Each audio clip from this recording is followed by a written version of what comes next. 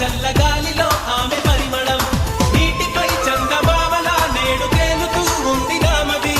చీటికి మాటి మాటికి కొత్త కొత్తగా ఉంది ఏమది అనువంటే ఉంటుందమ్మా ప్రేమ